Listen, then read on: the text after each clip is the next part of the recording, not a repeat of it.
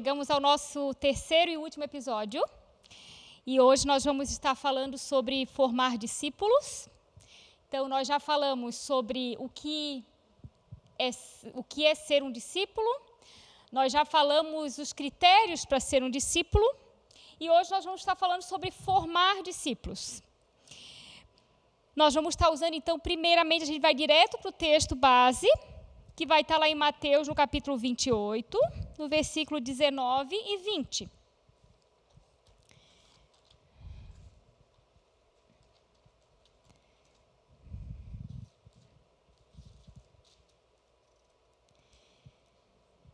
Diz assim: portanto, vão e façam discípulos de todas as nações, batizando-os em nome do Pai, e do Filho e do Espírito Santo, e ensinando-os a obedecer a tudo o que eu lhes ordenei. E eu estarei sempre com vocês até o fim dos tempos. A primeira coisa que a gente precisa começar a falar, quando a gente fala formar discípulos, quer dizer que eu estou formando discípulos de Jesus. Mais uma vez eu quero aqui enfatizar, né? Uma pessoa ensina a outra a ser um discípulo de Jesus. Porém, aquela pessoa ela não se torna propriedade ou dona daquela pessoa. Ela é apenas um canal de ensino do Senhor. Aquela pessoa ela é um discípulo de Jesus. E um discípulo forma um outro discípulo, né? Então, quem vai formar um discípulo numa pessoa? Alguém que já é discípulo de Jesus. Alguém que já aprendeu com o Senhor. Alguém que já aprendeu a caminhar o caminho do Senhor. E a nossa grande missão, diante do que a gente leu agora aqui no texto de Mateus 28, esse é um mandamento do Senhor, que a gente chama do mandamento do Ide, que é a grande missão que o Senhor deu para cada um de nós.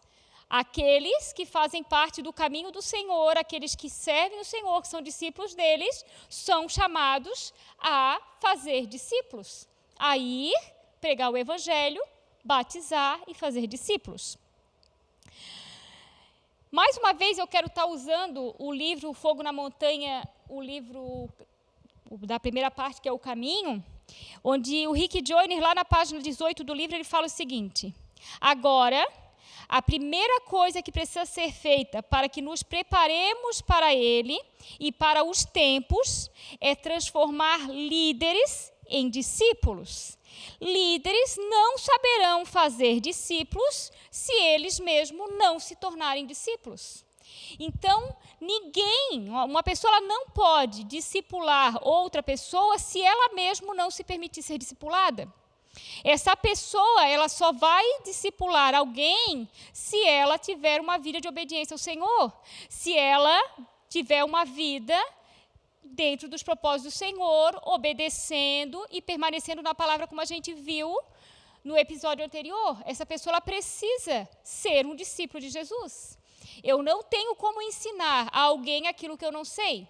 Eu preciso primeiro aprender, eu preciso primeiro ser, para eu ensinar alguém a ser também um discípulo. Isso quer dizer o quê? É submissão, é honra, é honrar aqueles que te ensinam, é submeter a palavra de Deus e aquele que está sobre você, né? É ter uma vida de obediência à palavra do Senhor e àqueles que estão sobre você, né? E que a gente já falou desde o primeiro episódio. A principal característica que nós precisamos ter como discípulos é ter um coração humilde, né? É sermos humildes. A gente precisa ter humildade de compreender que nós somos aprendizes, que a gente está aqui aprendendo, né? Então, o que significa fazer discípulos? O que é fazer discípulos? É nada mais do que uma doutrinação e ensinamentos, né? O processo ele começa como? A gente viu quando a gente teve aquele ensino sobre os fundamentos, né? A pessoa passa pelo processo de conversão Então, ela se converte, ela conhece a palavra do Senhor, ela escolhe ter essa vida com o Senhor e ela é batizada, como eu disse, né? Ide, pregai o evangelho, batiza em nome do Pai, do Filho e do Espírito Santo, e aí você passa a ensinar. Então, assim, a vida com o Senhor, a vida do cristão, do discípulo, não é apenas se converter e batizar. Isso é só o princípio, isso é só o início de tudo, né? A partir daí tem um caminho a ser seguido. Que caminho é esse? É nos tornarmos semelhantes a Jesus. É chegarmos ao grande propósito de Deus, que é sermos uma família de muitos filhos semelhantes ao seu Filho Jesus. É termos Jesus como nosso exemplo e seguir o exemplo dele até sermos igual a ele, até nos tornarmos um com ele. Então, o que é o doutrinar, né? Qual a diferença do doutrinar e ensinar? Doutrinar, você vai chamar essa pessoa, você vai ter tempo com essa pessoa, né? Você vai ensinar para ela os princípios, né? A base da palavra do Senhor, né? O que nós, como igreja do Senhor, cremos, né? Quais são os nossos princípios como cristãos, né? O princípio do amor, o princípio da santidade, o princípio do perdão. E a gente vai ensinar os princípios para essa pessoa, né? Ensinar ela o que nós, como igreja, cremos. Então, você vai doutriná-la, você vai ensinar a ela a doutrina, aquilo que nós cremos. E ensinar o quê? Você vai ensinar essa pessoa a andar no caminho do Senhor. Porque, como a gente fala, a conversão, ela é uma mudança de vida, ela é uma mudança de mente. Então, se essa pessoa está mudando, ela está tendo uma mudança de vida, isso quer dizer que ela vai ter que aprender tudo de novo. É como a gente diz que o batismo é um novo nascimento. O que acontece quando um bebezinho nasce? Esse bebezinho, ele vai precisar ser ensinado, ele vai ser preciso ensinar ele a se alimentar, ele vai aprender a engatinhar, vai aprender a andar, vai aprender que nem tudo ele pode mexer, que ele tem que obedecer. Assim como você ensina uma criança, você vai ensinar também a essa pessoa. Ela passa a ser como um bebê, ela vai ter que começar a ter uma nova vida, né? A abrir mão, como a gente falou no episódio anterior, ela vai abrir mão da vida que ela tinha, ela vai morrer para si mesma e ela vai ter uma nova vida em Jesus. E ela precisa conhecer o que é essa nova vida em Jesus. E o que a pessoa que vai discipular essa pessoa vai fazer é ensiná-la. Ensiná-la o quê? Aquilo que ela já aprendeu. Porque um dia ela também nasceu novamente, um dia ela também nasceu de novo. E ela também precisou aprender. Por isso, não tem como alguém que não é discípulo, discipular alguém. Então, você vai proporcionar ajuda para que essa pessoa cresça na semelhança de Cristo, discipulando, apresentando Jesus a ela. E aí, você vai ensinar o que a ela? Você vai ensinar ela a pensar como Jesus, você vai ensinar a ter os pensamentos de Jesus, como que Jesus pensa, o que a palavra do Senhor fala. O que a palavra do Senhor fala sobre casamento, o que a palavra do Senhor fala sobre o amor, sobre o perdão, sobre relacionamentos. Você vai começar a ensinar ela que nem sempre os pensamentos que ela tinha do mundo vão poder ser iguais. Então, você vai começar a fazer ela analisar, né, a vida que ela tinha, a que caminhos essa vida dela levava. Você vai levar ela a sentir, né, a sentir o Senhor, a sentir a presença do Espírito Santo. Você vai ensinar ela como buscar o Espírito Santo, né, a ter um coração perdoador, um coração misericordioso. E também vai ensinar ela como agir, né? A gente conhece aquele texto da palavra que diz: todas as coisas eu posso, mas nem todas as coisas me convêm. Então, você vai ensinar essa pessoa que ela é livre, que ela pode todas as coisas, mas ensinar ela que nem tudo que ela pode fazer vai fazer bem para ela. Nem tudo que ela vai fazer vai agradar o coração do Senhor. Que muitas coisas ela vai precisar mudar, né? Ter uma vida transformada. Ajudar esse novo convertido a crescer na fé e também assegurar que você, aquele que está discipulando essa pessoa, está num constante crescimento. O legal da vida com o Senhor é isso, é que ser discípulo de Jesus, ele não tem um tempo para isso acontecer. Você sempre será um discípulo de Jesus, você vai estar sempre num constante aprendizado. E a gente sabe que quando a gente ensina alguém, a gente também está aprendendo, né? Quando eu vou estudar alguma coisa para ensinar alguém, primeiramente, a primeira pessoa que eu estou ensinando é a mim mesma.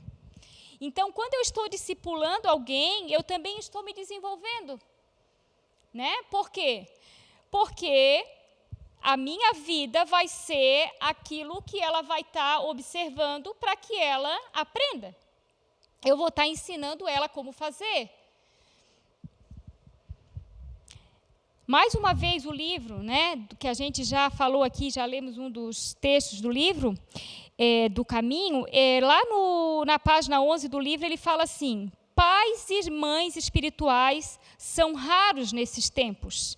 Em geral, eles se entregaram mais à construção de organizações do que à edificação de pessoas.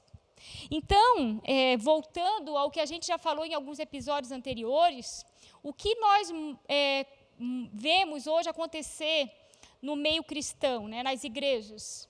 Muitas pessoas que se dizem cristãs, que se dizem evangélicas, que dizem que fazem parte da igreja, porém não têm uma vida transformada, porque hoje a gente vê muitas igrejas que se preocupam com a quantidade de pessoas, que se preocupam com os templos, se preocupam com a própria obra de Deus, mas não se preocupa na vida da pessoa, em transformar essa pessoa num discípulo de Jesus.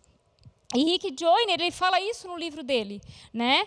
Que cada vez mais, né, esses pais e mães espirituais, esses discipuladores, são mais raros, né? E isso é perigoso, porque nós sabemos que ser um discípulo de Jesus, para ser um discípulo de Jesus, para pagar o preço, não é fácil. E a gente sabe que a tendência é as coisas piorarem. E como que essas pessoas elas vão conseguir, como que elas vão se posicionarem, né, quando esses tempos difíceis chegarem? Precisamos de verdadeiros discípulos que se tornem pais espirituais. Então, por que, essencialmente, nós estamos fazendo esses estudos? Porque nós cremos que há um momento onde nós precisamos entender que nós precisamos transformar as nossas vidas, precisamos sermos verdadeiramente discípulos do Senhor para que nós possamos discipular a outros. Cremos que a gente precisa ter uma vida como verdadeiros discípulos para que futuramente nós também nos tornemos pais espirituais. Isso quer dizer o quê? Que nós nos tornemos também discipuladores, né? 1 Coríntios 11:1, nós vamos estar falando um pouquinho de Paulo, e olha só o que Paulo fala nesse texto. 1 Coríntios 11:1. Eu os elogio por se lembrarem de mim em tudo e por se apegarem às tradições exatamente como eu as transmiti a você. Desculpa, eu li o 2.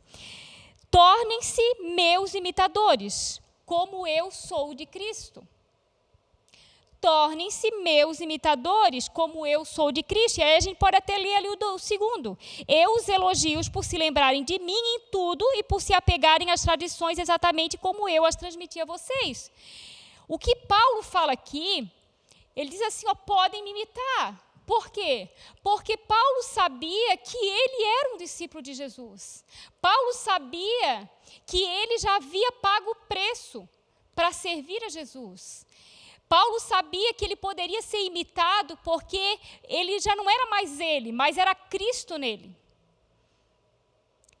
Isso deve ser a nossa maior preocupação, o nosso maior cuidado como os filhos de Deus, como os discípulos de Jesus, sermos verdadeiros discípulos. Porque aquele que nós vamos estar nos discipulando, nós vamos estar discipulando, essa pessoa ela vai estar nos imitando, ela vai estar olhando para nós, ela vai estar olhando para as nossas vidas e ela vai estar fazendo como a gente faz. E se você tem ensinado ela vai entender que a sua forma de ser é a forma correta de ser. Então, isso coloca em nós uma responsabilidade de verdadeiramente vivermos Cristo, vivermos Jesus, de sermos verdadeiros discípulos dele. Porque a gente não pode fazer como o ditado diz, faço o que eu digo, mas não faço o que eu faço. Né? Isso é hipocrisia. Né? O Senhor nos chamou para sermos verdadeiros discípulos.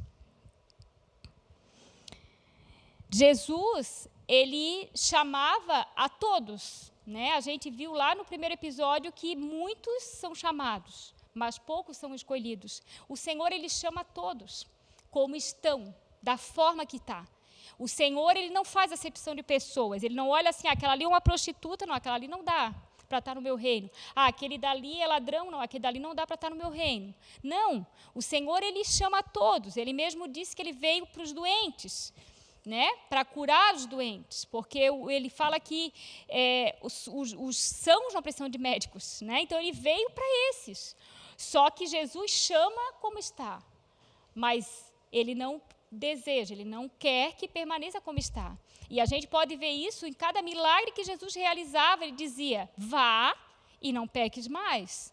Ele trazia, ele amava, ele ensinava e dizia, vá e não peques mais. Então, ele ensinava, né? E da mesma forma, o Senhor espera que nós façamos com a nossa vida, né? Nós somos discípulos de Jesus. Então, vamos recapitular aquilo que a gente viu, né, nesses 3 episódios. Por que fazer discípulos? Primeiro, é bíblico. Mateus 28:19, como a gente já leu lá, 20, ele diz, ide por todas as nações, pregai o evangelho, batizando em nome do Pai, do Filho e do Espírito Santo, ensinando a obedecer, né, e fazendo discípulos. O Senhor, é bíblico, né? Jesus nos falou que nós deveríamos fazer isso. Ele nos ensinou a fazer isso. Segundo, Jesus fez isso. Jesus foi o primeiro discipulador, né, dos seus discípulos. Jesus foi o primeiro a chamar homens para segui-lo, né, e ensinar o caminho do reino. Ele foi o primeiro que discipulou e ensinou como fazer, né? Jesus chamou aqueles 12, caminhou com eles, ensinou eles como eles deveriam ser, transformou a vida desses homens, né? Mudou completamente a vida desses homens. E, no final, quando ele já estava subindo aos céus, antes de subir aos céus, ele mesmo diz essa frase que está lá em Mateus 28, no versículo 19 e 20. Ide por todo o mundo e pregai o evangelho a toda criatura, fazendo discípulos. Então, ele começou, ele ensinou, e por isso, eu devo também fazer isso. Terceiro, porque ser um discípulo tem benefícios. Que benefícios quando eu faço, quando eu sou um discípulo e quando eu faço discípulos? Por quê? Por que não deixar uma pessoa na igreja apenas estando ali e permanecendo, ter a vida que ela tinha, continuando como ela agia, não tendo uma transformação de vida? Porque quando eu torno discípulos, eu gero uma igreja saudável, uma igreja madura, uma igreja que cresce, não só em números, mas em qualidade, e é uma igreja que vai longe, né? Há longevidade nessa igreja. Por quê? Porque quando eu não tenho apenas cristãos evangélicos numa igreja, mas eu tenho discípulos de Jesus, isso quer dizer que essa pessoa vai estar num constante crescimento. Essa pessoa ela vai estar sempre aprendendo no Senhor. Essa pessoa ela vai estar cada dia mais próxima do Senhor, cada dia mais parecida com Jesus. E isso vai gerar nela maturidade. E essa maturidade vai fazer de uma igreja saudável, porque as picuinhas se vão, porque aquilo que não faz parte do reino, ele deixa de existir. Porque há perdão no meio da igreja, porque há amor no meio da igreja, porque isso é fruto do discípulo de Jesus. Vai gerar, vai fazer da igreja uma igreja que há longevidade, que vai longe. Por quê? Porque quando essa igreja cresce junto, quando há maturidade nessa igreja, todos caminham juntos, todos trabalham. Né? Todos fazem a sua parte, cada um pega, cada um arregaça a mão e vai, não fica esperando, não fica agindo com criancice, com meninice, mas não, toma o seu posicionamento como discípulo do Senhor e vai, né? E outra pergunta, como fazer discípulo, né? Como a gente vai, como que é feito esse discipulado? Qual o cuidado que a gente tem que ter para a gente ser um discipulador, para a gente fazer discípulo, né? Recapitulando, vai ser sempre alguém que é mais velho no reino, não necessariamente mais velho em idade, mas mais velho na fé, né? Aquela pessoa que já tem um caminhar com o Senhor e que tem o que ensinar, né? No capítulo do livro de Tito, capítulo 2 do livro de Titos, ele fala, vamos ler lá o livro de Tito no capítulo 2. Deixa eu voltar aqui. Tito 2 diz o seguinte, a gente lê tão pouquinho o livro de Tito e é um livro pequenininho. Ele fala assim,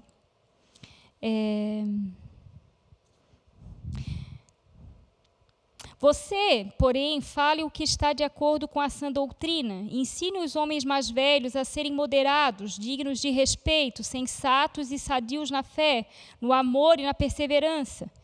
Semelhantemente, ensine as mulheres mais velhas a serem reverentes na sua maneira de viver, a não serem caluniadoras, nem escravizadas a muito vinho, mas serem capazes de ensinar o que é bom. Assim, poderão orientar as mulheres mais jovens a amarem seus maridos e seus filhos, a serem prudentes e puras, a estarem ocupadas em casa, a serem bondosas e sujeitas aos seus maridos, a fim de que a palavra de Deus não seja difamada. Da mesma maneira, encoraje os jovens a serem prudentes, em tudo seja você mesmo um exemplo para eles, fazendo boas obras. Em seu ensino, mostre integridade e seriedade, use linguagem sadia, contra a qual nada se possa dizer, para que aqueles que se opõem a você fiquem envergonhados por não poderem falar mal de vós. Então, o que exemplo ele está falando aqui? Que aqueles, né, que são mais velhos, e aí, mais uma vez, eu digo não só em idade, mas aqueles que são mais velhos na fé, de si serem exemplos para os mais novos, né? Que ensinar os mais novos na fé. Ensinando a palavra, né? Ensinando a obedecer a palavra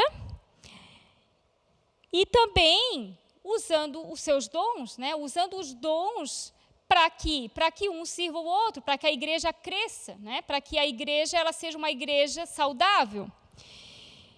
E, no último, né?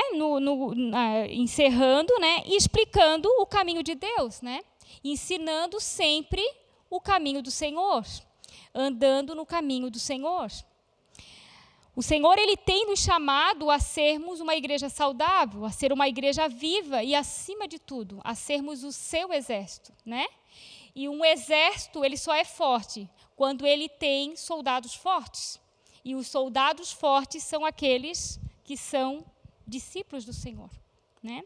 Então, queria estar encerrando mais esse episódio e também essa série, né, sobre fazer discípulos, deixando aqui essa mensagem, né?